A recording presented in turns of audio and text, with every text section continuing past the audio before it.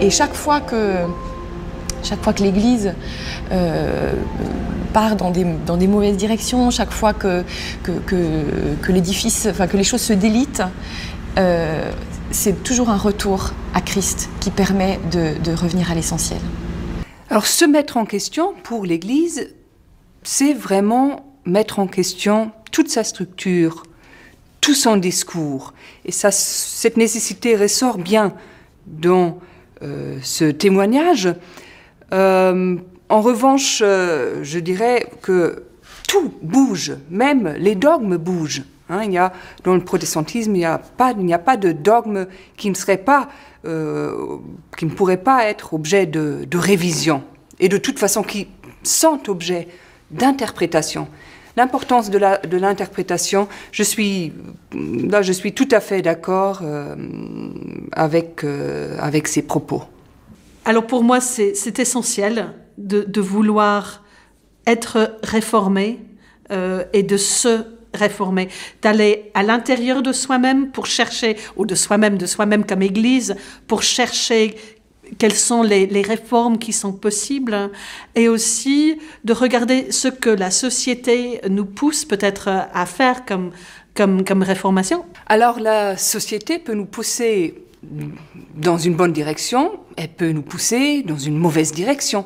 Mauvaise direction, je pense à la dégénération que l'Église du Troisième Reich a connue sous l'influence de l'idéologie nazie.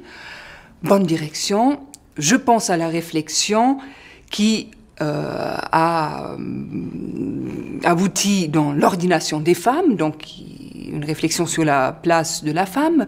Je pense aussi à la réflexion sur le mariage homo.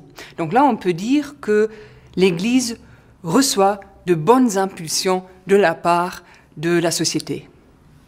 C'est indispensable, c'est-à-dire se remettre en question.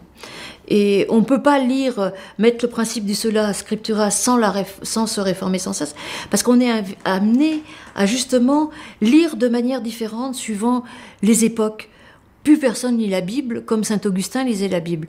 Même si j'aime beaucoup lire les commentaires de saint Augustin. Aujourd'hui, c'est inaudible. C'est intéressant sur le plan historique. Il y a des grandes idées, alors on peut les reprendre. Mais plus personne prêcherait comme saint Augustin prêchait. C'est se dire que rien n'est acquis, se dire que rien n'est... Voilà, qu'il n'y a pas de dogme, qu'il n'y a pas de règles de fonctionnement, et qu'en permanence... il y a une exigence à faire mieux, ou en tout cas à se bonifier. Selon la perspective protestante, le peuple qui constitue l'Église est composé de pécheurs justifiés. L'Église n'est donc pas une communauté parfaite en tant que diversité humaine. L'Église évolue positivement et négativement. Elle doit donc toujours se mettre en question pour voir si elle reste fidèle à son fondement, au Christ. La théologie, c'est justement cet auto-examen critique de l'Église.